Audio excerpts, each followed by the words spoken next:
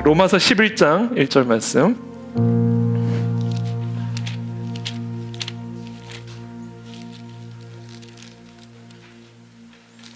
로마서 11장 1절 말씀. 한 목소리로 함께 읽도록 하겠습니다. 시작. 그러므로 내가 말하노니 하나님이 자기 백성을 버리셨느냐? 그럴 수 없느니라. 나도 이스라엘이요 아브라함의 씨에서 난 자요 베냐민 지파라. 아멘. 네, 오늘 짧은 본문입니다. 이 본문을 가지고 오늘 함께 삶의 난제를 해결하는 방법이라는 주제를 가지고 이번 주와 다음 주에 걸쳐서 두 번 동일한 주제를 가지고 함께 하나님의 말씀 나누겠습니다. 우리가 우리의 인생을 살아가다 보면 정말 사람의 힘으로는 해결할 수 없는 그런 삶의 난제들을 만나게 되는 경우들이 있습니다. 오랜 시간 동안 그 문제를 해결하기 위해 이 방법도 써보고 또 저 방법도 써보고 또 여기도 가보고 저기도 가봤지만 여전히 답이 없는, 또 답을 찾을 수도 없는 그런 답답한 삶의 난제들, 혹시 여러분들에게도 그와 같은 삶의 난제들이 있는지 모르겠습니다. 여러분은 그와 같은 삶의 난제들을 해결하기 위해 좀 어떤 방법들을 취하고 계십니까? 혹시 좋은 병원이 여러분의 난제를 해결해 줄 거라 생각하십니까? 좋은 학교가 또는 좋은 직장이 또는 좋은 배우자가 여러분들의 삶의 난제를 해결해 줄 거라고 생각하십니까? 사람의 힘으로는 해결할 수 없는 삶의 난제들이 있습니다. 이건 사람의 힘으로 할 수 없는 일들이에요. 그와 같은 난제들을 해결할 수 있는 방법이 하나가 있습니다. 이건 하나예요, 하나. 사람이 해결할 수 없는 방법을 해결할 수 있는 건 하나입니다, 여러분. 다른 게 많을 수가 없어요. 하나님, 이건 뭐냐? 하나님만 의지하는 겁니다, 여러분. 그거 외에는 다른 길이 없어요. 나의 왕, 나의 하나님, 만군의 여호와여, 주의 제단에서 참새도 제 집을 얻고 제비도 새끼들 보금자리를 얻었나이다. 여러분, 참새 같은 미물, 제비 같은 이 미물도 어디서 도움을 얻었느냐? 주의 제단에서 도움을 얻었다는 거예요. 집이 없는 참새가 주의 제단에서 집을 얻었다는 거예요. 자기 새끼를 둘 보금자리도 없는 제비가 주의 제단에서 그 보금자리를 얻었다는 거예요, 여러분. 이런 참새 같은 존재, 이런 제비 같은 보잘것없는 존재조차도 하나님의 제단에서 도움을 얻을 수가 있는 겁니다. 사람을 의지해서 해결할 수 없는 난제를 여러분, 사람을 의지해 해결하려고 하지 마십시오. 여러분 스스로를 의지해서 해결해 보려고 노력하지 마십시오. 주의 제단에 도움이 있습니다, 여러분. 하나님으로부터 모든 도움이 나옵니다. 하나님만 의지하십시오.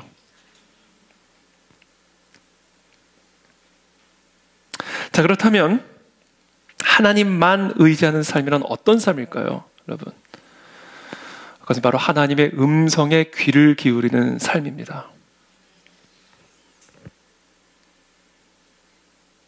하나님의 입에서부터 나오는 그 음성을 듣고 그 음성만 의지하여 따라가는 삶, 이게 하나님을 의지하는 삶입니다. 내 양은 내 음성을 들으며, 내 양은 내 음성을 들으며 나는 그들을 하며 그들은 나를 어떻게 한다고요? 따르느니라. 여러분, 양은요, 목자만 의지해서 살 수 있는 거예요. 양이 할 일은 하나입니다. 목자만 따라가면 돼요. 사망의 음침한 골짜기를 지나가도 상관없어요. 목자만 따라가면 푸른 초장이 나옵니다. 그게 양이에요. 그러니까 우리가 할 일은 하나예요. 목자만 따라가면 돼요. 모든 상황 속에서 목자만 의지하고 목자만 따라가면 돼요. 근데 그 목자를 어떻게 따라가는가? 목자 음성 듣고 따라간다는 거예요. 그러니까 우리가 목자를 의지한다는 거는요, 목자의 음성을 듣고 그 음성을 의지해서 따라가는 걸 의미하는 거예요. 신앙생활이란 건 이거예요. 여러분, 신앙생활은요, 우리의 목자 대신 예수 그리스도를 따라가는 겁니다. 이게 신앙생활이에요. 근데 그 목자를 따라가는 것은 목자의 음성을 듣고 따라가는 걸 의미하기 때문에 저와 여러분들이 목자의 음성을 듣지 못하면요, 지금 신앙생활을 하고 있는 게 아니에요. 신앙생활의 처음과 끝이 목자를 따라가는 것이기 때문에 그 목자 음성 듣지 않고 있으면 지금 신앙생활을 하고 있는 게 아니에요.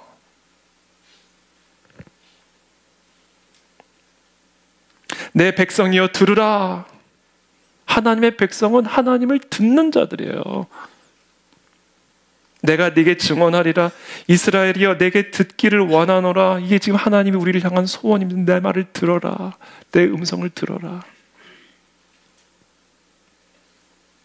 너희 중에 다른 신을 두지 말며 이방 신에게 절하지 말지어다. 나는 너를 애굽 땅에서 인도하여 낸 여호와 네 하나님이니 내 입을 크게 열라. 내가 채우리라 하였으나 그러나 내 백성이 내 소리를 듣지 아니하며. 내 백성인데 내 소리를 듣지 않는 거예요. 나를 원하지 아니하였도다. 여러분, 우리가 하나님을 원한다는 건요, 하나님의 음성을 듣기를 원한다는 거예요. 저와 여러분들의 마음에 이 하나님의 음성을 듣기를 원하는 갈망이 있게 되기를 축복합니다. 그게 우리가 하나님을 원하는 거예요. 그 음성을 따라가는 거, 그게 우리가 해야 할 전부입니다, 여러분. 그러니까 제가요, 고민이 없어졌어요. 진짜 전 제 삶에 고민이 없습니다. 제가 고민이 있는 것처럼 보일 땐 배고플 때예요. 저는 고민이 없어요. 고민이 하나 있다면 어떻게 하면 하나님만을 더 따라갈 수 있을까? 어떻게 하면 내가 하나님의 음성에 귀를 기울이고 그 음성을 따라가는 일에 더 온전해질 수 있을까? 이게 제가 갖고 있는 고민 하나입니다. 왜? 그거 하나면 100만 가지 문제가 해결되니까. 다른 걸 염려할 필요가 없어요. 양이 무슨 염려를 해요? 목자 따라가면 되는데. 그러니까 제 염려는 하나예요. 목자 잃지 않도록, 목자 음성 놓치지 못하도록. 그게 제 염려 고민 하나지 그거 외에는 아무것도 없어요. 진짜예요. 딱 갑자기 문제가 생겨도 목자의 음성을 듣자. 그러면 끝나버려요. 이게 신앙생활입니다. 이게 양이 해야 할 전부예요. 그러므로 내가 그의 마음을 완악한 대로 버려두어, 자, 나를 듣기를 원치 아니하고 나를 원하지 않으니까 내가 그의 마음을 그 완악한 대로 그냥 버려두어 그의 어떻게 행하게? 임의대로 행하게 내버려뒀다. 그래, 원하는 대로 다 임의대로. 그러니까 너무 많은 그리스도인들이요, 목자의 음성을 들을 생각을 하지는 않고 임의대로 행동합니다. 이런 상황에서 그냥 임의대로, 다 임의대로 행동을 해요. 듣고 행하지 않아요. 따라가지를 않아요. 그냥 내가 임의대로 그냥 해요. 대부분의 그리스도인들이 그렇게 살고 있어요. 이게 얼마나 안타까운 일입니까? 그러니까 문제가 많은 거예요. 삶에. 끊임없는 어려움들이 오는 겁니다. 물론 어려움 없는 인생은 없죠. 근데 그 어려움에 삼켜져 버려요. 그 어려움 앞에 쓰러져 버린다고요. 그건 신앙생활이 아니죠. 내 백성아, 내 말을 들으라. 이스라엘아, 내 도를 따르라.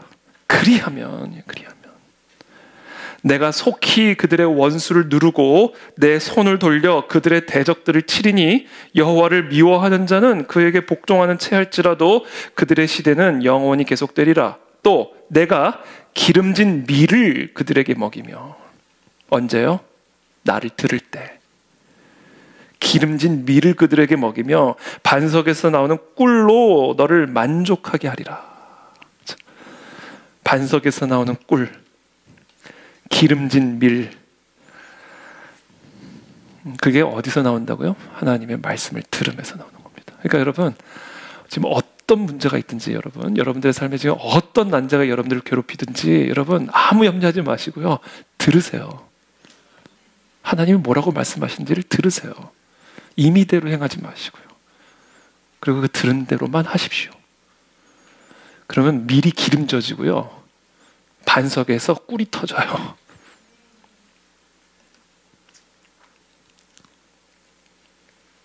사도 바울에게는 도무지 이해할 수 없는 삶의 난제가 하나 있었습니다. 그건 바로 자신의 질병이었어요. 아무리 생각을 해봐도 자신을 괴롭히는 이 육체의 가시는 복음 전파에 도움이 되기는커녕 심각한 방해거리였습니다. 오죽했으면 자신의 육체의 가시를 사단의 사자라고 표현했겠어요. 이건 사단의 역사다. 왜? 복음 전파를 방해하니까. 이 육체의 가시는 시간이 지나면서 사도 바울의 건강한 자존감에 상처를 주는 마음의 가시가 되었을지 모릅니다. 이 육체의 가시는 사도 바울의 마음 안에 있는 쓴뿌리가 되어서 자신의 주변 사람들에게 크고 작은 상처를 주는 관계의 가시가 되었을지 모릅니다. 더 나아가 하나님을 향한 원망과 불평으로 인해 사도 바울의 믿음과 헌신을 위협하는 불신앙의 가시가 되었을지 모릅니다. 그러던 어느 날 평생토록 자신을 괴롭힐 거라 생각했던 이 삶의 난제가 하루아침에 해결이 되는 기적을 체험하게 됩니다. 이게 어떻게 가능했을까요? 좋은 약을 만났기 때문이었을까요? 좋은 의사를 만났기 때문이었을까요? 아니에요. 사도 바울에게 하나님의 음성이 임한 겁니다. 내 은혜가 네게 족하다. 이거는 사도 바울이 원했던 응답은 아니에요. 평생 그 병을 안고 살아가야 된다는 말씀이기 때문에 그것은 사도 바울이 원했던 응답은 결코 아니에요. 근데 사도 바울이 뭐라고 고백해요? 도리어 크게 기뻐함으로 자랑하게 되었다. 이렇게 얘기하죠. 이건 사도 바울이 원했던 응답이 아니라고요. 이 병 낫게 해주십시오. 이 가시 뽑아주십시오. 기도했는데 하나님의 응답은 내 은혜는 네게 족하다. 그게 내 은혜다. 그 병 너 평생 안고 가야 돼. 라는 음성이란 말이에요. 이거는 원한 답이 아니에요. 근데 뭐예요? 기쁨과 자랑이 넘쳐났다는 거예요. 어떻게 그게 가능할까요? 이게 하나님의 음성 안에 있는 능력입니다. 이게. 삶의 난제는요, 이 음성을 들음으로써만 해결이 돼요. 문제가 아닌 게 돼버려요. 자신에게 그렇게 가시를 주고 수치를 주고 절망을 주었던 그게 자랑거리가 되고 기쁨거리가 돼버린단 말이에요. 어둠에서 빛을 창조하시는 하나님, 난제를 기쁨의 자랑거리로 바꿔버리시는 하나님, 그 능력이 어디에 있다고요? 하나님의 음성 안에 있다고요. 물이 포도주로 바뀌는 역사가 일어납니다. 저는 그래서 우리 모든 성도님들이 하나님의 음성을 듣게 되기를 축복하고, 오늘 이 시간 이 자리에서도 하나님은 지금 부족한 저의 입술을 통해서 여러분들에게 말씀하고자 하시는 음성을 지금 선포하고 계셔요. 그걸 들으셔야 됩니다.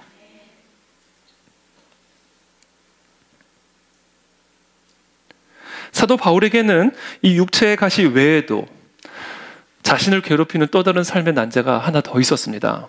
그것은 바로 민족의 가시였어요. 내가 그리스도 안에서 참말을 하고 거짓말을 아니하노라. 나에게 큰 근심이 있는 것과 마음에 그치지 않은 고통이 있는 것을 내 양심이 성령 안에서 나와 더불어 증언하노니, 나의 형제 곧 고륙의 친척을 위하여 내 자신이 저주를 받아 그리스도에게서 끊어질지라도 원하는 바로라. 민족의 가시. 하나님의 선택을 받은 이스라엘 민족이 예수 그리스도의 복음을 거부함으로 말미암아 하나님의 저주 아래 있게 된 거예요. 하나님의 백성이 하나님의 저주 아래 있다니, 하나님의 백성이 하나님의 심판 아래 있다니, 이 비극적인 역설을 어떻게 받아들여야 하나? 이 비극적인 역설이 사도 바울의 가시예요. 너무 슬프고 너무 고통스러워. 차라리 내가 그리스도의 저주를 받아 끊어지는 게 좋을 만큼. 이 가시는 사도 바울을 너무너무 고통스럽게 만들었습니다. 하나님이 하나님의 백성을 버리신 것인가? 하나님이 하나님의 자녀들을 버리신 것인가? 이와 같은 삶의 난제에 대하여 사도 바울은 다음과 같이 확신에 찬 대답을 내렸습니다. 그러므로 내가 말하노니 하나님이 자기 백성을 버리셨느냐? 그럴 수 없느니라. 확신에 찬 대답을 내놓죠. 어떻게 그게 가능할까요? 사도 바울을 끊임없이 괴롭혔던 이 민족의 가시가 어떻게 하루아침에 뽑혀버려 그럴 수 없느니라 선포할 수가 있게 되었을까요? 하나님의 음성을 들은 거예요. 하나님의 백성을 버리신 겁니까? 바울아, 그럴 수 없느니라. 이 음성이 임한 거예요. 그래서 하루아침에 이 가시가 뽑혀버린 거예요. 그리고 확신에 찬 소리로 선포할 수 있는 거예요. 그럴 수 없느니라. 하나님이 하나님의 백성을 버린 것처럼 보이지만 하나님은 하나님의 백성을 절대로 버릴 수 없느니라.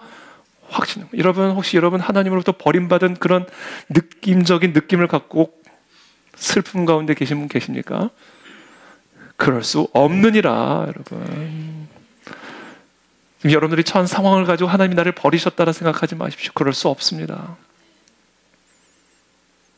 그 확신이 사도 바울이 들은 음성을 통해서 듣는 게 아니라 여러분들의 이 마음 깊은 곳에서부터 터져나오는 음성을 들어야 돼요.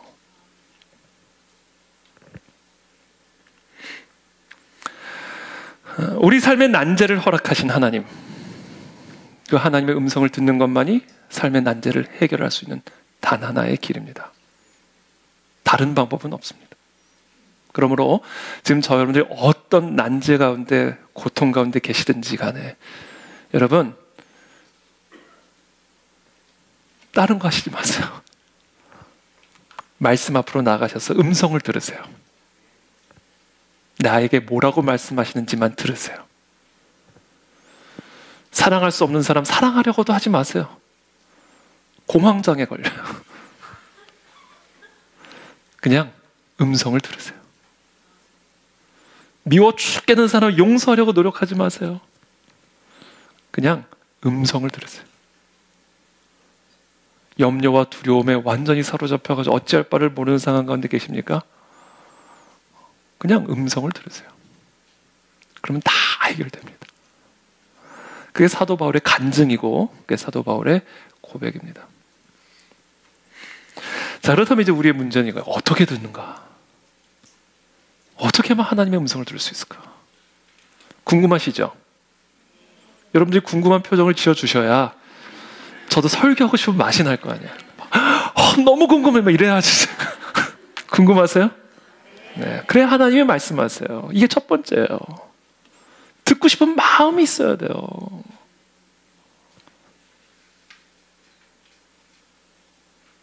물론 듣고 싶은 마음이 없어도 말씀하시죠. 하나님은. 그러나 들을 수가 없어요.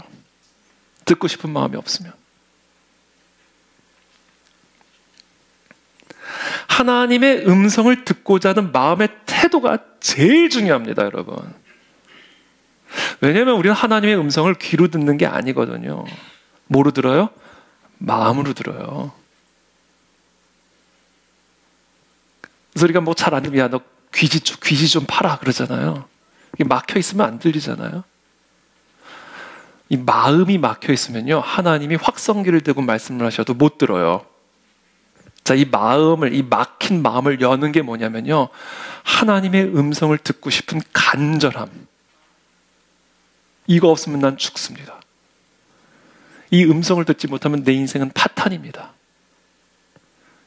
이 음성만이 내가 살 길입니다라고 믿고 그것을 간절하게 원하는 마음이 있어야 돼요.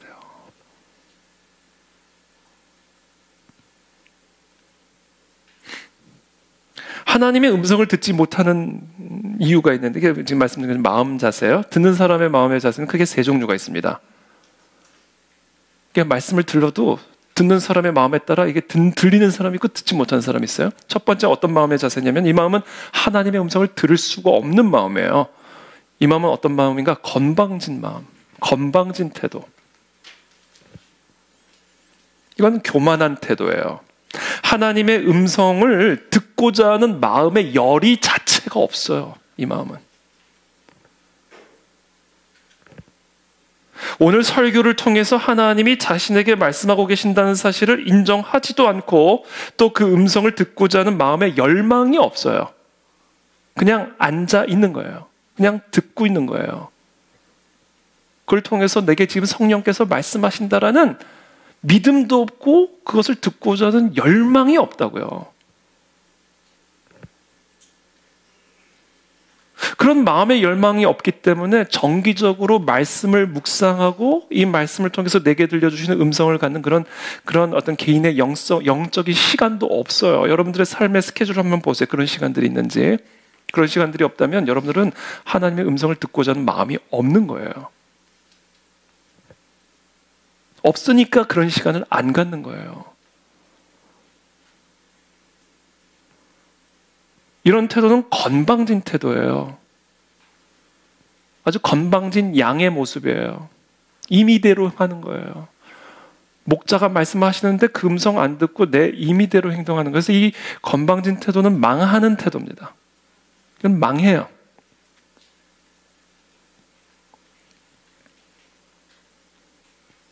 두 번째 마음의 자세가 있습니다. 이 두 번째 자세는 이제 소극적인 자세예요. 원해. 음성을 듣기를 원하는 마음이 있어요. 근데 그 음성을 듣기 위해서 노력하는 게 없어요. 마음은 원이로되 육신이 연약해가지고요. 하나님의 음성을 들으려면 정기적으로 말씀 앞에 나아가 말씀을 읽고 그 말씀을 통해서 내게 들려준 성령의 음성을 듣는 시간적인 조절이 필요하고, 그런 시간을 가지려면 좀 일찍 일어나야 되고, 만나고 싶은 사람도 좀 절제해야 되고, 하고 싶은 것도 좀 자제하고, 더 많은 시간들을 할애해서 하나님의 말씀 앞으로 나아가 내게 들려주시는 음성을 들어야 되는데, 음성을 듣고는 싶은데 그런 노력을 하지는 않아요. 그래서 못 들어요. 원하는데 못 들어요. 원하는데 못 들으니까 음성을 들어본 경험이 없어요. 원하기만 하니까. 음성을 들어본 경험이 없으니까 음성인지 아닌지를 분별하지를 못해요. 그러니까 항상 혼미한 상태에서 살아가. 이것도 하나님의 뜻인 것 같고, 저것도 하나님의 뜻인 것 같고, 이렇게 말하면 저게 하나님의 음성인 것 같고, 이렇게 말하면 저게 하나님의 음성인 것 같고, 하나님의 음성을 경험해 본 적이 없고 그냥 원하기만 하니까, 마음은 원하는데 들어본 적이 없으니까 계속 혼미해. 차라리 음성을 듣고 싶은 마음도 없으면 분명해요. 네? 분명하다고. 내가 하고 싶은 거 분명하고, 내가 가고 싶은 거 분명해요. 내가 맞다고 생각하는 거 분명하다고. 근데 음성을 듣고는 싶은데 들어본 경험이 없으니까 뭐가 음성인지를 몰라요. 그러니까 뭐를 해도 찝찝해. 이게 맞나? 계속 혼미하게 갈팡질팡. 이 음성 들으면 저게 맞는 것 같고, 오늘은 이렇게 말씀해, 하나님이 바뀌셨다, 이렇게 또 가고, 갈팡질팡하는 거예요. 그게 왜 그래요? 듣고는 싶은데 육신이 약해요. 졸음을 못 이겨. 졸음을 못 이겨. 하고 싶은 거를 참지를 못해.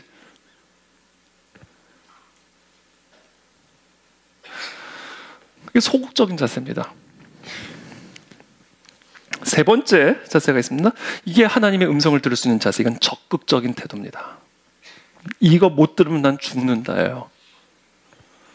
난 하나님의 음성 없으면 나는 죽는다. 하루도 하나님의 음성, 목자의 음성 듣지 못하면 나는 길을 잃는다. 오늘 나는 살아갈 힘이 없다. 오늘도 난 버틸 자신이 없다. 이런 사람이에요. 이런 사람은요, 무슨 희생을 감수해서라도 스케줄 조정합니다. 아무리 피곤해도 일어납니다. 그거 안 하면 죽으니까. 그거 안 하면 나는 오늘 하루 못하니까, 못 버티니까. 간혹가다하게 큰 병을 얻는 분들 계신 분들이 계시잖아요. 그런 분들은요, 큰 병 얻고 나면요, 식습관, 생활습관, 운동습관 싹 다 바꿔버립니다. 언제부터 이런 습관이 생기셨어요? 너무 부럽습니다. 그러면 내가 한번 이런 어려움을 겪고 나서 나 담배 다 끊었습니다. 나 술 이젠 근처도 안 갑니다. 아침마다 일찍 일어나서 운동합니다. 다 그래요. 이게 어떤 계기가 있어요. 이거 안 하면 죽는다. 그만큼 하나님의 음성, 목자의 음성을 향한 갈망이 우리를 완전히 사로잡아야 돼요. 저는 그런 갈망이 있게 되기를 축복합니다. 그거 없으면 우리는 못 살아요. 쉽게 하나님이 때로는 우리에게 그래서 그런 절망적인 상황, 나를 마치 버리신 것 같은 상황, 그걸 하나님이 허락하시는 거예요.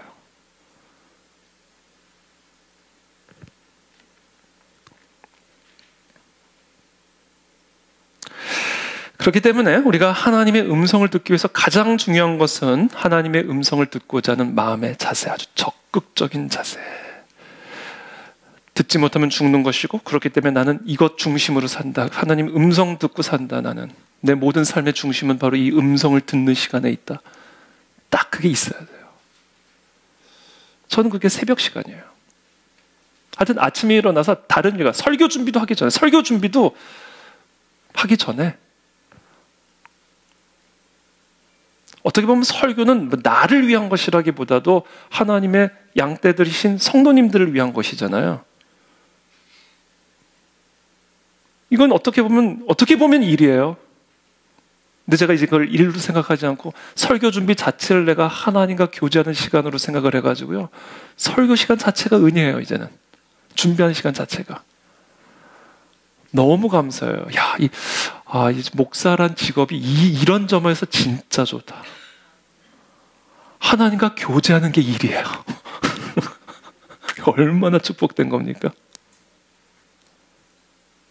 근데 여러분들이 무슨 일을 하시든 하나님과 교제하면서 하면 되는 거예요, 그게. 여러분, 설교를 일처럼 하는 분들도 많아요. 그러나 여러분, 직장 생활을 설교처럼 하나님과 교제하는 사람들도 많아요. 무슨 일을 하든 하나님과 해보세요. 그것 자체가 다 하나님과 교제지. 그러면 얼마나 기쁘시겠어요, 여러분. 직장이 얼마나 기쁘시겠어요. 모든 일을 하는데 예전에는 막 스트레스를 받고 짜증이 나고, 근데 그 모든 순간 하나님이 어떻게 해야 될까요? 하나님 이런 일이 있는데, 하나님 내가 지금 이런 말을 들었는데, 순간순간 하나님의 음성을 듣고 하나님과 교제하면서 해보세요. 인생 자체가 하나님과의 교제가 되는 거잖아요. 하여튼 저는 제 삶 자체가 하나님과의 교제가 되는 거예요. 먹든지 마시든지 무슨 일을 하든지 자든지 깨든지 항상 하나님과 대화하는 거예요. 한번 그렇게 살아보세요, 여러분. 일이 아니에요. 문제가 아닙니다. 오히려 문제가 있으면 더 좋아요. 하나님과 깊이 교제해서 기적을 체험하는 기적의 재료가 되기 때문에 문제가 생기면 오히려 더 기가 막힌 하나님의 역사를 보게 될 거 아니에요.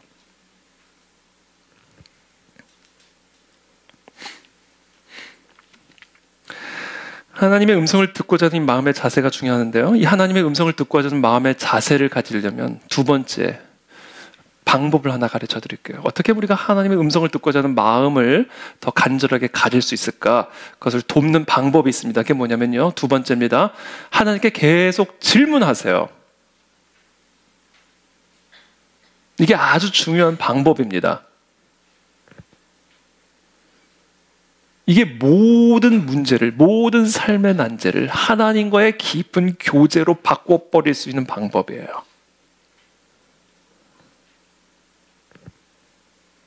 우리의 삶 자체가 하나님과의 교제가 되게 하는 방식이라고 이게. 계속 질문하세요.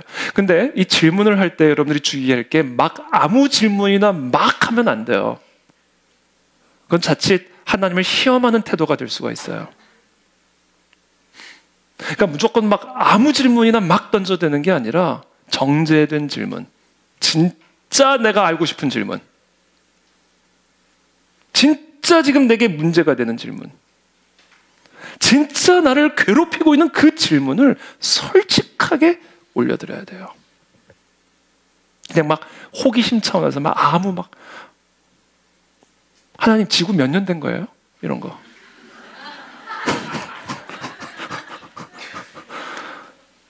그건 진지한 질문이 아니에요. 하나님 말씀, 알아서 뭐 하게? 그렇게 얘기하세요.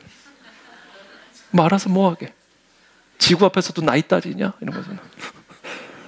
그런 질문 말고 진짜 나를 괴롭히고 진짜 가시 같은 질문.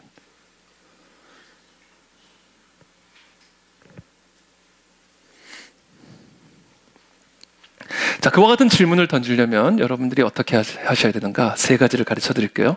하나님에게 질문을 하려면 어떻게 질문을 해야 되는가? 첫 번째는 어떻게 질문하셔야 되냐면요. 항상 마음의 상태를 점검하세요. 항상. 저 개인적으로는 제 마음의 상태를 가장 선명하게 점검할 수 있는 때가 모든 일과를 시작하기 전이에요. 그때 제 마음이 가장 선명해요. 그때 슬픈 감정도 제일 선명하고요. 우울한 감정도 제일 선명하고요. 답답한 감정도 제일 선명하고 기쁜 감정도 제일 선명. 하여튼 제 마음의 상태가 가장 선명하게 나타나는 때, 그래서 내가 하나님께 무슨 질문을 드려야 될지를 가장 선명하게 깨달을 수 있는 때가 모든 일과를 시작하기 전이에요. 일단 일과가 시작이 되면 이런 생각 저런 생각 이런 마음 저런 마음이 일단 내 마음에 들어온 상태이기 때문에 내 마음의 진짜 상태를 선명하게 점검하기가 쉽지는 않아요. 물론 그 상황 속에서도 계속 우리의 마음을 점검하면서 하나님께 질문을 드려야 되겠지만, 하여튼 저는 제 일과가 시작하기 전인 그 시간, 그 새벽의 그 아침 시간, 그래서 저는 심지어 성경을 피기도 전에, 제가 성경을 피기도 전에 가장 먼저 하는 일이, 하나님 제 마음의 상태를 보여주십시오. 그러면서 제 마음의 상태를 점검을 합니다. 나 오늘 내 아침에 내 기분이, 마음이 슬픈지 우울한지, 무슨 생각이 있는지, 어떤 후회가 있지는 않은지, 어떤 탄식이 있지는 않은지, 소화되지 않은 어떤 뭔가가 내 안에 있지는 않은지를 일단 쭉 점검을 해요. 그때 제 마음의 수면 위에 이렇게 딱 떠오르는 어떤 주제들이 있습니다. 아, 이게 있네 지금 내 마음 안에. 하나님 이거 왜 그런 거죠? 하나님 이거 좀 해결 좀 해주세요. 딱 떠오른다고요, 아침에. 그걸 질문하는 거예요. 하나님 오늘은 진짜 막 내 감정이 오늘 왜 이럴까요? 이런 거죠.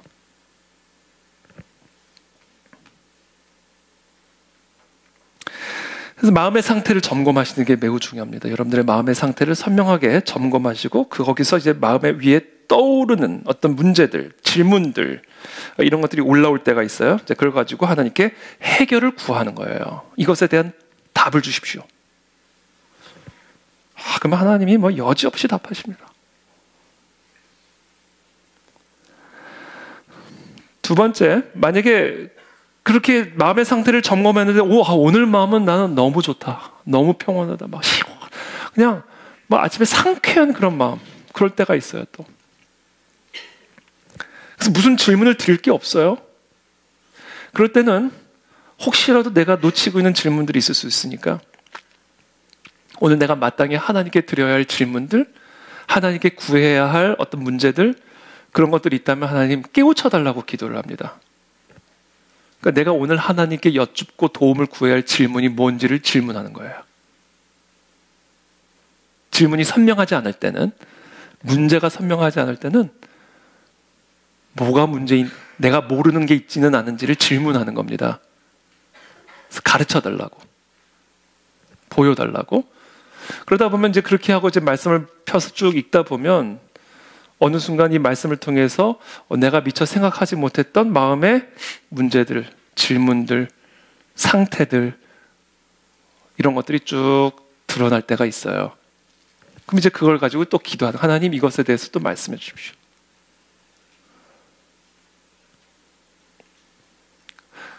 그래서 마음의 상태를 점검하고, 그래서 마음의 상태 안에 있는 질문들을 하나님께 드리되, 만약에 그런 게 없다 그러면 뭐를 질문하고 구해야 할지를 구하세요. 이게 두 번째입니다. 그래도 없으면, 그래도 하나님이 오늘은 진짜 뭐 슈퍼 클리어 데이다. 그럴 때는 그냥 하나님 오늘 내게 뭘 말씀하고 싶은지 들려주세요. 하나님 오늘 제게 말씀하고 싶은 거 뭐든지 나 다 듣고 싶습니다. 하나님 하고 싶으신 말씀해 주십시오.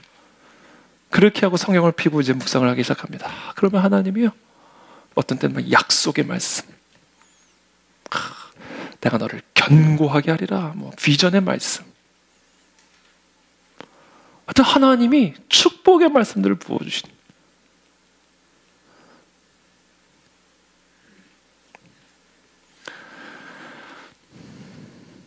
사도 바울이 자신의 삶의 이 난제에 대한 하나님의 음성을 어떻게 들었을까? 사도 바울은 분명히 하나님에게 질문했습니다. 하나님, 나에게 이와 같은 육체의 가시를 허락하신 이유가 뭡니까? 분명히 질문했어요. 그리고 그 질문에 대해서 하나님이 답변을 주신 거예요. 내 은혜가 네게 족하다. 네가 약할 때 곧 강함이라. 질문을 했을 때 그것에 대한 답변으로 하나님의 음성을 들은 겁니다. 하나님, 나의 고륙 이스라엘 내 백성을 저렇게 내버려 두시는 이유가 무엇입니까? 하나님께서 자기 백성을 버리신 것입니까? 그때 이 질문에 대한 답변으로 하나님의 음성이 만 거야. 그럴 수 없느니라, 바울아.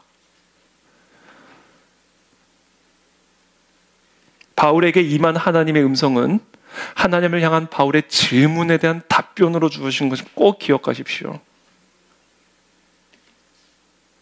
우리가 하나님께 질문을 드리는 것은 너무너무 중요합니다. 그렇게 함으로써 하나님이 나에게 말씀하실 수 있는 기회를 드리게 되는 것이고,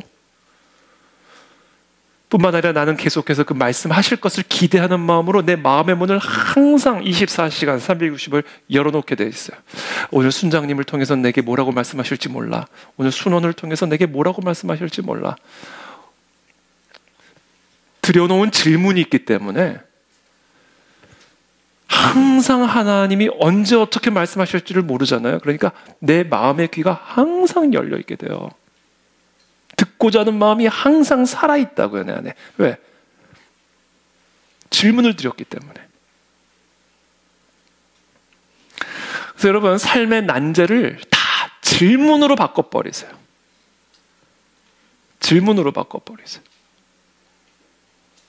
그럼 그게 하나님의 답변으로 임하게 될 것이고, 그 답변을 듣는 순간 그 난제는 더 이상 난제가 되지가 않아요.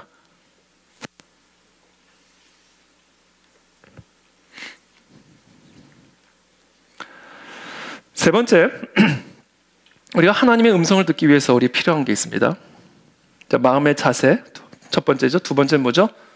질문을 드려라, 이렇게 말씀을 드렸어요. 자, 세 번째, 우리가 이제 질문을 하면요, 일단 내 마음의 귀가 활짝 열려요. 그래서 뭐든지 이제 들을 준비가 되어 있어요. 언제 어디서 어떻게 말씀하실지 모르기 때문에 내 마음의 귀가 활짝 열려요. 제 마음의 귀가 활짝 열리게 되면요, 일단 그때 다양한 소리들이 들어오게 되어 있어요. 그래서 이제는 뭐를 해야 되냐면 그 소리 가운데 진짜 하나님의 음성을 분별을 해야 돼요. 분별의 과정이 필요합니다.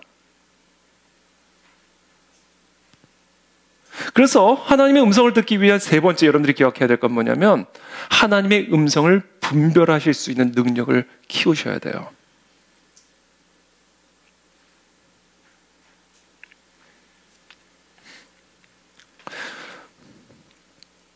왜냐하면 우리가 하나님께 질문을 드려놓고 이제 하나님의 음성을 들을 준비가 되어 있으면 이제 마음의 귀가 활짝 열려버리잖아요. 그러면 이제 하나님은 다양한 방식으로 말씀을 하시거든요. 꿈을 통해서도 말씀을 하시고, 환상을 통해서도 말씀을 하시고, 내면의 고요한 음성이나 깨달음을 통해서도 말씀을 하시고, 상황을 통해서도 말씀하시고, 다른 사람들과의 대화를 통해서도 말씀하시고, 아침에 읽는 말씀 묵상을 통해서도 말씀하시고, 설교를 통해서도 말씀하시고, 하나님의 말씀하시는 방식은 날아다니는 새를 통해서도 말씀하시니까.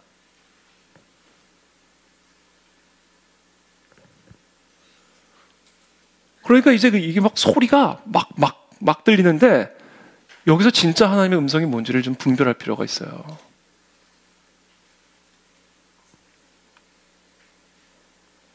그 분별법이 있습니다. 하나님의 음성을 분별하는 법.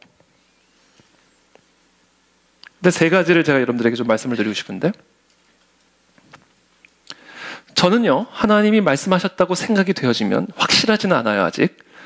확실한 게 하나님의 음성을 들으면 이거는 모를 수가 없어요.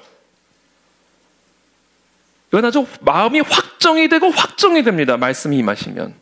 하나님의 음성이 흐릿할 수가 없어요. 근데 아직 이게 흐릿하다. 그러면 아직은 모르는 거예요, 이게. 하나님의 음성일 수도 있고 아닐 수도 있는 거예요. 아직 마음에 확정이 안 됐기 때문에. 그럴 때 어떻게 하는가? 일단은 저는 이렇게 해요. 하나님의 음성이라고 생각되어지는 방향으로 일단 밀고 나갑니다. 일단 푸시를 해요, 이쪽으로. 하나님, 교회를 시작해야 될까요, 말까요? 시작해야 된다는 마음을 주시는데 아직 확실하진 않아요? 확실하면 이건 무조건 가게 돼 있거든요. 확실하진 않아요? 근데 그런 것 같아요? 그럼 일단 밀고 나가요.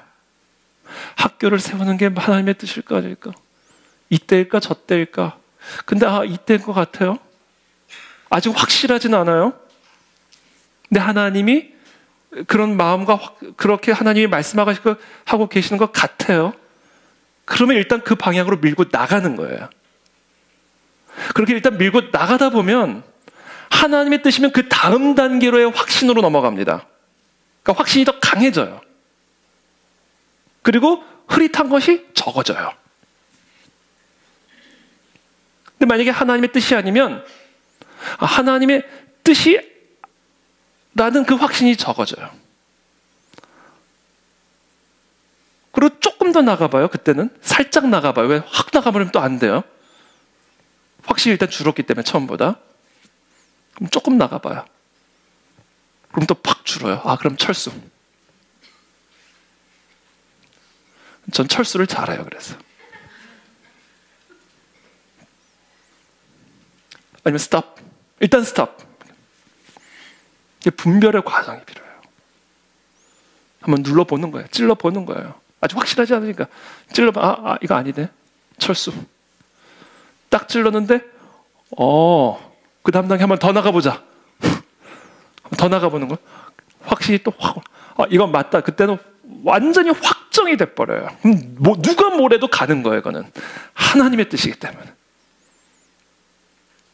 이게 하나님의 음성을 분별하는 방법입니다.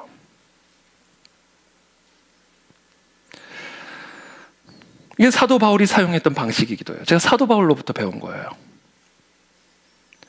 성령이 아시아에서 말씀을 전하지 못하게 하시거늘 그들이 부르기아와 갈라디아 땅으로 다녀가 무시아 앞에 이르러 비두니아로 가고자 애쓰되.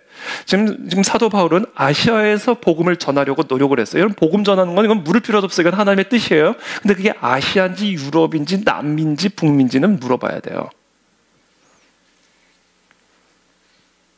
근데 일단 제 생각에는 사도 바울이 아시아 쪽으로 가야 되겠다. 이게 하나님의 뜻인 것 같다라고 생각했던 것 같아요. 그래서 일단 그쪽으로 푸시를 하고 나간 거예요. 근데 성령께서 딱 막은 거예요. 애를 썼지만 막은 거예요. 철수, 이거 아니다. 이거 하나님 뜻 아니다. 그래서 그들이 부르기아와 갈라디아 땅으로 다녀가 무시아 앞에 이르러서 이제는 비두니아로 가려고 애를 쓴 거예요.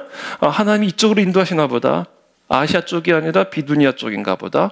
그래서 다시 한번 그쪽으로 가려고 애를 쓰는데 또 막 이것도 아니다. 철수.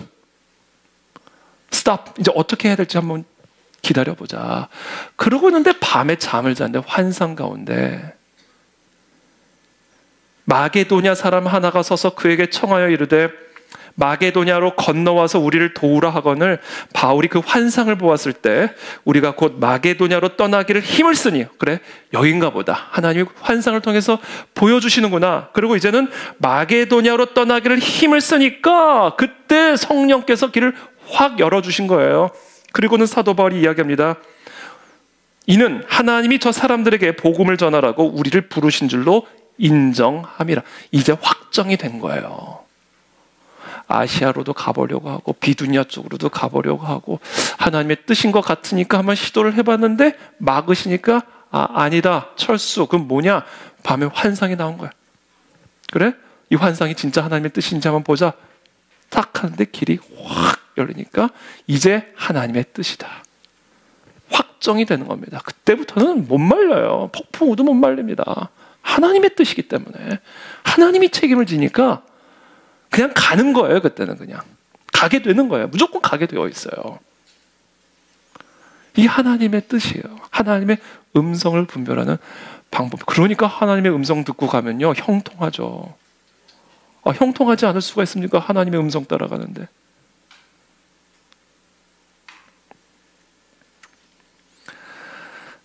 그래서 이렇게 체크를 하셔야 돼요. 체크. 하나님의 음성은 불분명하지 않아요. 불분명하면 분명해질 때까지 체크를 하셔야 돼요. 분별하는 방법입니다. 분별하는 두 번째 방법이 있어요. 여러분, 말씀과 기도 생활을 습관적으로 지속하셔야 돼요. 이건 그냥 밥이라고 생각하세요. 밥. 호흡이라고 생각하셔야 돼요. 하나님의 음성을 배울 수 있는 가장 좋은 길, 사실은 단 하나의 길은 뭐냐면요, 음성을 들어보는 거예요. 경험을 통해서만 배울 수 있습니다. 하나님의 음성은. 이거는 뭐 어디 가서 뭐 일타 강사가 이렇게 음성 듣는 법 가르쳐 줄 수 있는 게 아니에요. 예? 제가 지금 저도 제 경험을 가지고 말씀을 드리는 거예요. 근데 이 경험을 가지고 말씀을 드리는 것도 한계가 있다고요. 이걸 경험해 본 사람은 지금 맞아 진짜 그래 다 그렇게 들으실 거란 말이에요. 근데 경험이 없으면 일단은 적어보자 이렇게 되는 거죠. 일단 적어놓고 보자 이렇게 되는 거예요. 경험을 해보셔야 돼요. 근데 경험을 하시려면 어떻게 해야 돼요? 기도와 말씀. 들어본 사람이 알아요. 그래서 매일매일 기도와 말씀 가운데 여러분들의 그 영적 감각을 살아있게 만들어야 돼요. 영적 감각이 살아있어야 돼요.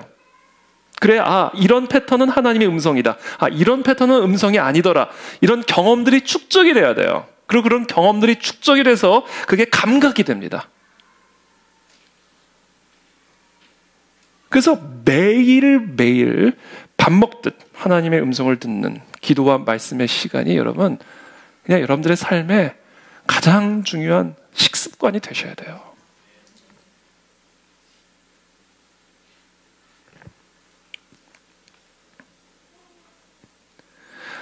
세 번째 분별하는 방법이 있습니다.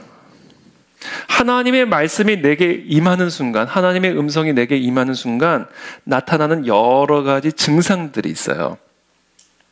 마음의 증상들이 있습니다. 하나님의 음성이 임하면 내 마음에서 이런 증상들이 나타납니다. 이런 증상들을 가지고 오늘 하나님이 내게 말씀하셨다는 것을 확인을 하게 돼요. 첫 번째는 어떤 증상이 나타나냐면요, 하나님의 음성이 임하면 마음의 즐거움이 살아납니다. 마음이 즐거워져요. 이게 하나님의 음성의 가장 중요한 열매입니다. 여러분 연애하실 때 사랑하는 사람의 음성을 듣는 순간 어때요? 이 얘는 별로 안 좋은 것 같습니다. 네? 여러분이 너무 보고 싶었던 누군가의 음성을 듣는 순간 어때요? 기쁨이 오잖아요. 하나님의 음성을 듣는 순간요, 이거는 말할 수 없는 기쁨이 올라와요. 이게 제일 중요한 표지입니다. 우울하게 나갔다가 음성 듣고는 기뻐가지고 일어나요. 저는 이게 제일 중요한 표지예요. 저에게 있어서는. 네 병 평생 죽을 때까지 안고 살아가야 돼. 이 말 들었는데 기쁘잖아요. 사도 바울 지금. 그거 안 나. 그 얘기 들은 거란 말이에요. 근데 기뻐요. 왜? 하나님의 음성이기 때문에 그래요. 신기하죠? 막 자랑을 하고 싶어요. 신기해요, 신기해. 여호와의 교훈은 정직하여 마음을 기쁘게 하고, 그렇죠? 금 곧 많은 순금보다 더 사모할 것이며 꿀과 송이꿀보다 더 달도다. 이게 너무 달콤해요. 하나님의 음성이 임하면요. 그러니까 이게 막 너무 기뻐요. 마음의 즐거움, 제일 중요한 특징. 또 다른 특징이 있어요. 마음이요, 평안해집니다. 하나님의 음성이 임하면요, 풍랑 속에서도 마음이 잠잠해지는 평강을 누려요. 이게 참 신비로워요. 사도 바울이 로마로 압송이 되는데 압송이 당하는 처지도 불행한데 그 압송당하는 배가 유라굴라 광풍을 맞아가지고 죽을 지경이 되는 거예요. 진짜 죽을 지경이 된 거예요. 사람들이 다 이제 우리는 다 죽었다 살려고 최후의 보루로 배 안에 있던 짐들을 다 하나둘씩 이제 바다에 던지고 있는 거예요. 이거는 이제 마지막 단계인 겁니다. 이것도 안 되면 그때는 이제는 끝나는 거예요. 그러니 짐을 던지죠, 여러분. 짐 안에 뭐가 있는 줄 알고 짐을 던집니까? 근데 그 짐을 던지면요, 이건 이제 마지막 단계인 거예요. 다 그렇게 사색이 돼가지고 죽을 준비하고 있는 건데, 그때 사도 바울이 일어나가지고 어제 하나님의 사자가 내게 말씀하셨다. 하나님이 우리를 안전하게 지켜주실 거라고 말씀하셨다. 뭐예요? 풍랑 속에서도 하나님의 음성이 임하면 내 안에 그 평강이 있을 뿐만 아니라 그 평강으로 다른 사람을 다 진정시킬 수 있는 힘이 생긴다는 거예요. 이 평강이 있으면요. 그러니까 지도자는요, 이런 평강이 있어야 돼요. 지도자에게는 이런 하나님의 평강이 있어야 그 지도자를 따라가는 사람이 어떤 풍랑 속에서도 마음의 잔잔함을 유지할 수가 있어요. 이게 사도 바울이에요, 사도 바울.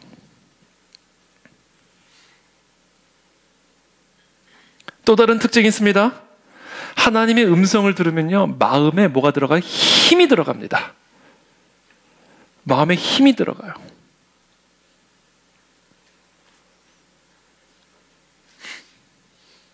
열정이 들어가고요, 확신이 들어가요. 그러니까 누구도 못 말려요. 하나님의 음성이 임한 사람에게는 어떤 것도 막을 수가 없어요. 다 뚫고 갑니다. 왜? 힘이 들어가야 돼. 하나님의 힘은 하나님의 음성으로 우리 안에 들어오는 거예요. 힘없는 분들 계세요? 여호와를 앙망하는 자는, 여러분, 소년이라도 자빠지고 장정이라도 넘어지지만 여호와를 앙망하여 여호와의 음성을 들은 자는요, 독수리 날개쳐 오르는 새 힘으로 중력 다 뚫고 올라갑니다. 우리를 누르는 거 다 뚫고 올라가요. 그 힘이 들어가요. 그 힘이 어떻게 들어가요? 하나님의 음성을 들을 때 그 힘이 들어가요.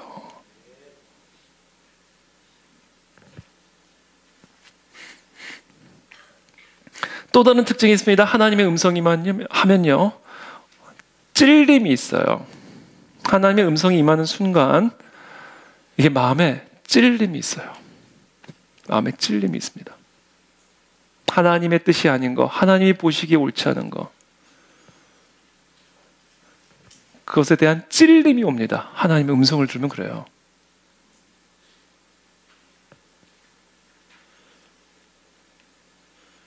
하나님의 말씀은 살아있고 활력이 있어 좌우에 날선 어떤 검보다도 예리하여 혼과 영과 및 관절과 골수 속에 들어가 있는 것까지도 찔러 쪼개가지고 다 드러내시기 때문에 찔림이 있습니다. 그들이 이 말을 듣고 사도 베드로의 설교를 듣고 마음에 찔려 베드로와 다른 사도들에게 물어 이르되 형제들아 우리가 어찌할꼬 하거늘. 이 사람들이요, 며칠 전에 예수님 죽였던 사람들이에요. 사도 베드로 설교를 듣고는 마음에 찔림이 오는 거예요. 이 찔림이 있습니다. 자, 이런 것들이 하나님의 음성이 내 안에 임했을 때 나타나는 증상들이고 현상이에요. 이걸 가지고 우리가 분별을 해야 돼요.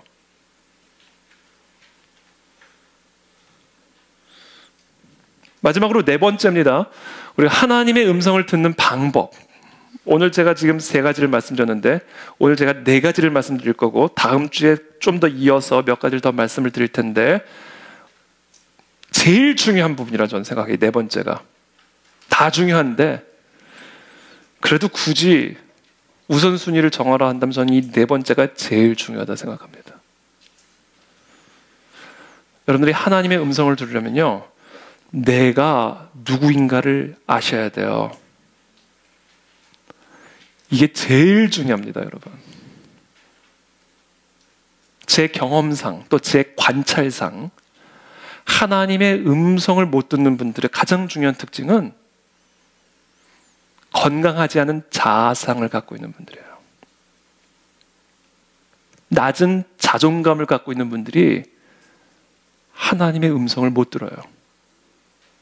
전 이게 제일 중요한 것 같아요. 여러분, 건강한 자아상을 갖지 않고 낮은 자존감을 갖고 있는 사람들, 또는 거절감의 상처나 그런 열등감을 갖고 있는 분들에게서 나타나는 가장 중요한 특징이 있는데, 그게 뭔지 아세요? 사람들이 하는 말을 다 곡해를 해서 들어요. 오늘 참 이쁘시네요. 오늘 참 옷 이쁘게 입으셨네요. 제가 가르쳐서 죄송해요. 중립적으로 하는 얘기예요. 누구한테 얘기하는 게. 오늘 참 옷 이쁘게 입고 오셨네요. 그러면 이제, 그래, 나 얼굴 못생겼다.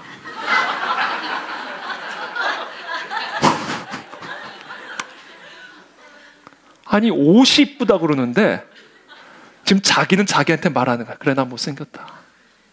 참 마음씨 착하세요. 그래 나 무식하다. 마음이라도 착해야 산다 내가. 이 컴플렉스거든요. 이 컴플렉스라는 말 자체가 복잡한 거예요. 이게 회로가 꼬여 있는 거예요. 이게 막. 다양한 이유로. 그러니까 이쁘다 그런데 난 못생겼다 이게 되는 거예요. 착하다 그래 난 무식하다. 꼬여 있으니까 모든 말을 곡해해서도 그러니까 사람과의 관계가 다 좋을 수가 없죠. 칭찬을 하는데 조롱이라 생각하니까.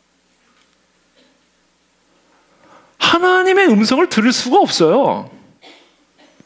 낮은 자존감을 가지고 있는 사람들은. 용서했다. 나는 죄인이야. 그래서 나는 더러워. 너는 보배같이 존귀한 자야. 나는 구해도 하나님이 답하지 않을 거야. 나는 떡을 구해도 돌을 주실 거야. 그러니까 음성을 들을 수가 없다니까요. 그래서 여러분, 여러분들이 하나님의 음성을 듣고자 한다면 여러분들 안에 있는 낮은 자존감, 잘못된 자아상부터 걷어내셔야 돼요.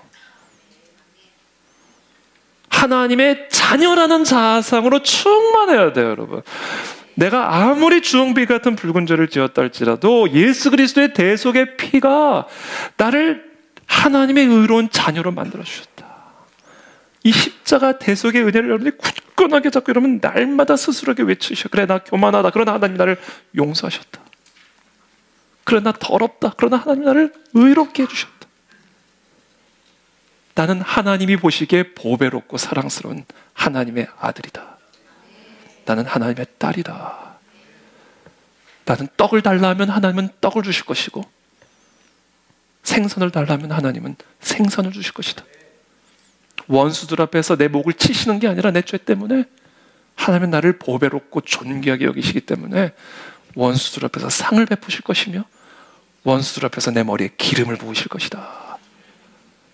이게 건강한 자아상을 갖고 있지 않으면요, 푸른 초정에서도 뱀에 물려 죽을 것 같아요.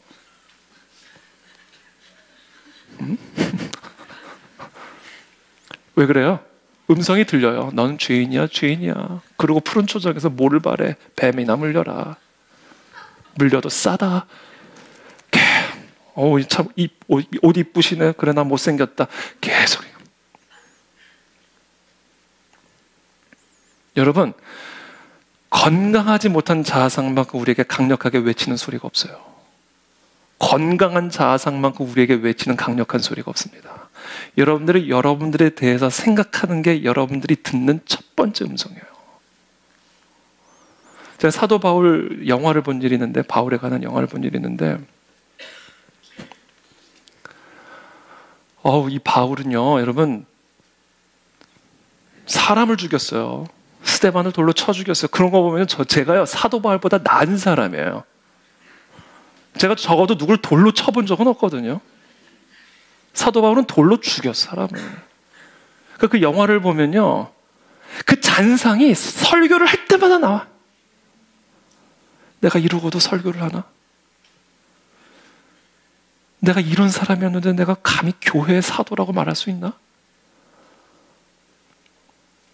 핍박하고 박해하고 돌로 쳤던 사람들의 비명과 외치는 소리가 설교하는 사도 바울의 머릿속에서 계속 울려요.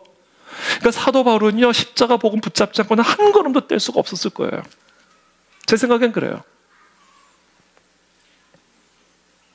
자기 내면에서 외친 이 괴수의 자아상이 사도 바울을 평생토록 괴롭혔을 거라고요. 그래서 로마서가 나온 겁니다, 여러분. 십자가 그런즉 그리스도 예수 안에 있는 자에게는 결코 정죄함이 없느니라. 이거를 계속해서 하나님이 말씀하셨을 거라고요. 하나님, 내가 이러고도 사도입니까? 내가 이런 괴수짓을 한 사람인데, 내가 이렇게 교회를 핍박했던 사람인데 내가 과연 하나님의 사도라고 부를 수 있습니까? 하나님의 은혜로 사도된 바울은 모든 서신서가 그렇게 시작을 해요. 하나님의 은혜다, 은혜. 은혜로 나는 사도가 되었다. 이 십자가 대속의 피에 근거한 자아상으로 사도 바울은 평생을 싸운 거예요. 괴수의 자아상과. 거기서 로마서가 나온 거예요. 거기서 사도 바울의 삶의 능력이 나타난 겁니다. 하나님의 자녀를 버렸는가? 내가 비록 나 같은 신성 모독자가 없었고, 나 같은 괴수가 없었고, 나 같은 교회 박해자가 없는데 과연 하나님이 하나님의 백성을 버렸는가?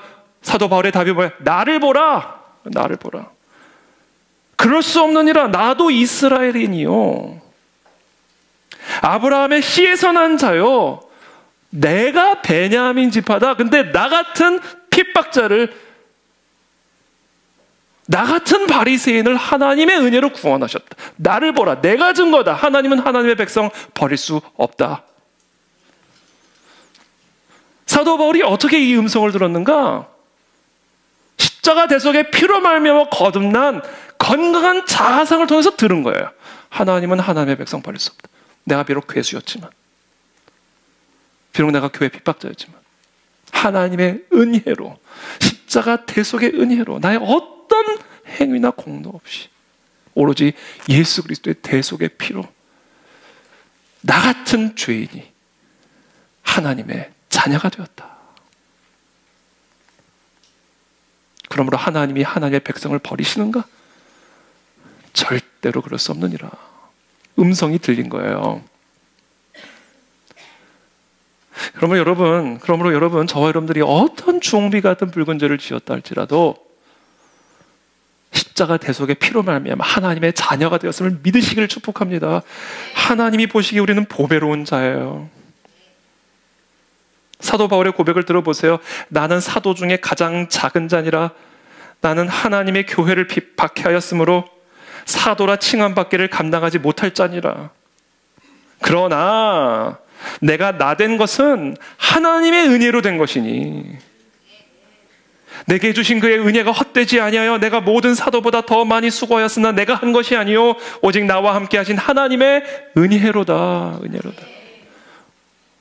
은혜로 말미암아 우리는 이제 하나님의 자녀가 되었습니다. 그러므로 여러분, 이제 여러분들 안에 있는 그 괴수의 자아상과 끊임없이 싸우십시오.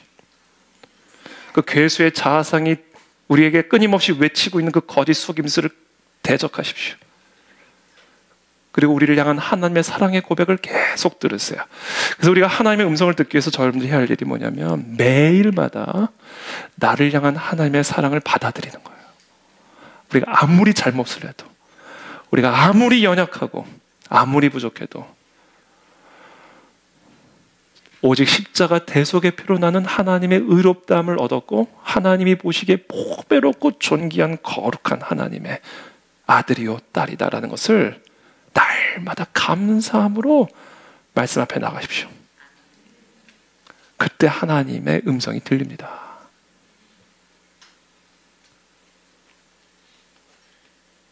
말씀을 맺겠습니다. 이 사마리아 여자 한 사람이 물을 기르러 가장 더운 땡볕의 시간에 아무도 없는 그 틈을 타고 우물가에 물을 기르러 옵니다. 이 여인은 분명히 사연이 많은 여인일 거예요. 사람들을 만나고 싶지 않은 거예요. 사람들만 만나면 자기 가시가 나가니까. 사람들만 만나면 사람들이 나를 자꾸 찌르니까 아마도 이 여인은 사람이 없는 그 시간에 틈을 타서 물을 기르러 온 것일 겁니다. 그렇죠? 근데 그때 예수님이 그 우물가에서 그 여인을 기다리고 계셨어요. 그리고는 예수님이 그 여인에게 물을 좀 달라 이렇게 말씀하십니다. 그러면 이제 이쁜 여인 같은 경우는 얼마나 목마르세요. 제가 물 한 잔 해드릴게요. 이렇게 할까요? 근데 여인은 말은 안 나지만 당신은 손이 없어? 발이 없어? 막 그런 태도였던 것 같아요. 뭐라고 얘기를 하냐면 이렇게 해요. 사마리아 여자인 나에게 물을 달라 합니까? 왜 나 같은 더러운 여인에게 말을 겁니까? 아니 당신은 그 거룩한 유대인이 왜 나같이 개로 여겨지는 이 더러운 여인에게 물을 달라 말합니까? 이게 건강한 자상이 없으니까요. 물 하나 달라고 그래도 이게 복잡해요. 왜 나에게 말을 걸었을까? 나를 무시하나? 그래서 예수님이 기다린 거예요, 거기서. 그거 해결해 주려고.